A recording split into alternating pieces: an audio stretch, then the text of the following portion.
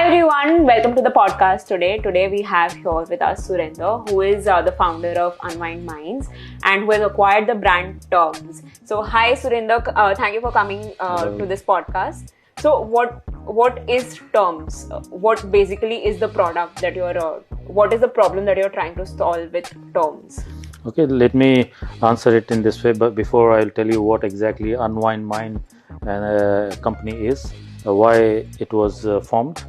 So Unwind Mind is a concept where we wanted to have an umbrella company in which we want to have some brands under this umbrella, which has to be very unique. They should have a unique proposition. They should have a very good problem solving statement in the market. So when we were after getting funding for the Unwind Mind, we had quite a good run from last 2.5 months. We were able to secure quite good funding also just to start. If not, it's not very big, but it was good enough to start with.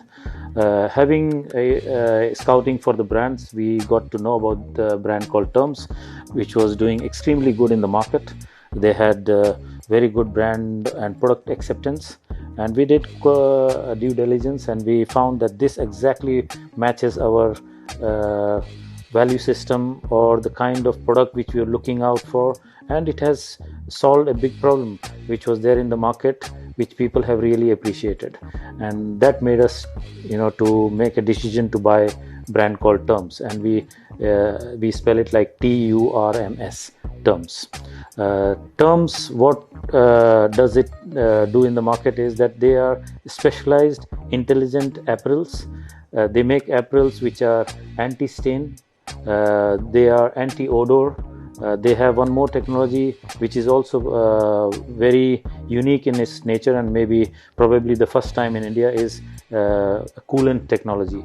So your t-shirt will be your air conditioning, will keep you 3 degree cooler in the when you go out in the sun.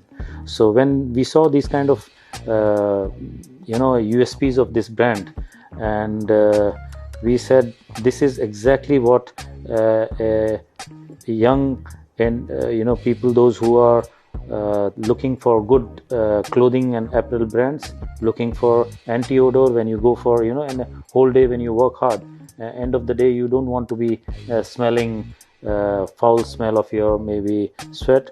But I think that made us think that yes, this is a real problem statement which many people wants to address it with this apparel. Good thing was that this technology is available outside India, but the amount or the price points are so high that people, even if they wish to, but it was out of their reach. What we have done is that we have brought that kind of technology at affordable prices. Correct.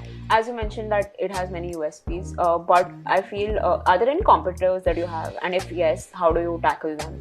Okay, as I said, there are many international brands who are into this space, and if you say these are big international companies, they have good R&D backing with them. Their products are also good, but in these kind of things, if you want to create a availability to the mass, you have to really play at a very good price point, and which is our USP and not the international players' USP. Correct. Also, you mentioned that the market is really accepting of it. So would you want to throw more light on it? How accepting is the market of your product? Because it's very new. So are people really acceptable of it, or we are facing any problems? Okay. So this company existed since 2016, and this brand.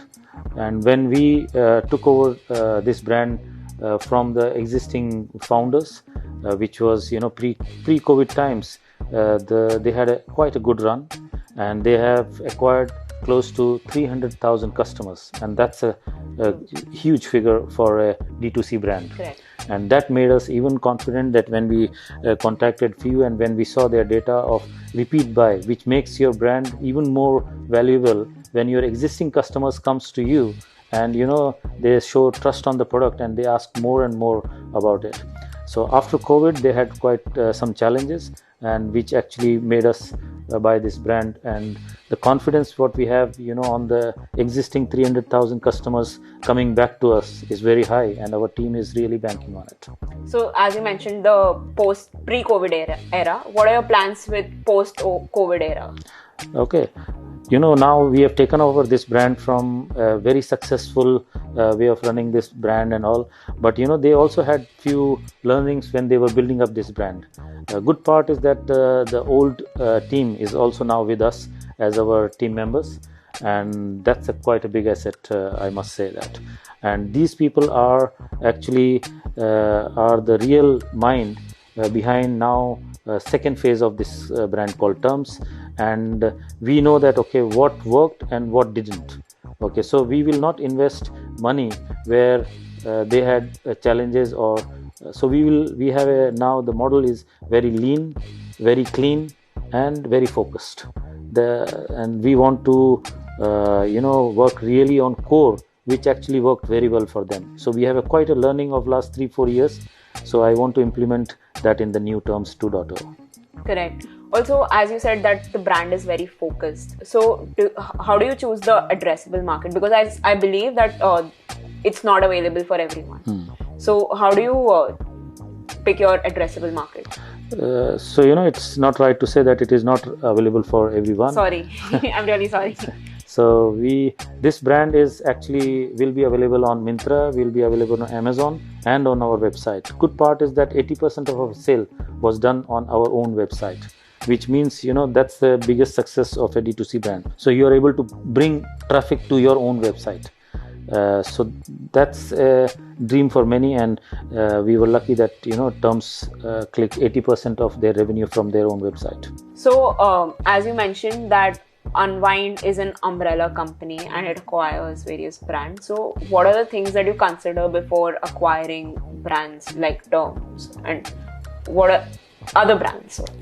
Maybe when we formed a company Unwind Minds, we were lucky to have such a big brand which was having a very good success rate in the market, is now under our company called Unwind Minds. And I think for quite some time we want to focus really heavy on one brand and to make it to a level where to the same glory which they have enjoyed. So next 1 year we want to focus only on this brand, and I have explained what we have seen when we actually took over this company. Yeah. So of course you are here at the 21/72 event. So of course you're looking for investors. So I'm sure money is not a reason you are looking for investors. So what are the things that you see in investors apart from money? Okay, that's a very good question, by the way. When you raise money, and initial founders, and I have used this statement in my earlier pitches to some of the young startup founders, that you have to run behind the intelligent money and not only the money. Correct. And when we say intelligent, the guy who is your first investors should add value to your company. It can be either in form of your advisors, or they are the subject matter experts, or they guide you on your vision, and not only they are sleeping partners kind of. So I always feel that if you raise intelligent money at the initial stage, you are creating a foundation on which you can have multi-level towers on that foundation. Correct. Also, as I mentioned the event, what do you have to say about the event? I must say that this is one of the top class events of startup fraternity which I have attended.